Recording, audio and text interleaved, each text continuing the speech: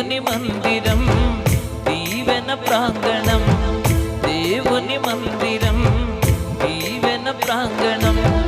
మానక వెళ్ళడం క్రైస్తవ లక్షణం, మానక వెళ్ళడం క్రైస్తవ లక్షణం.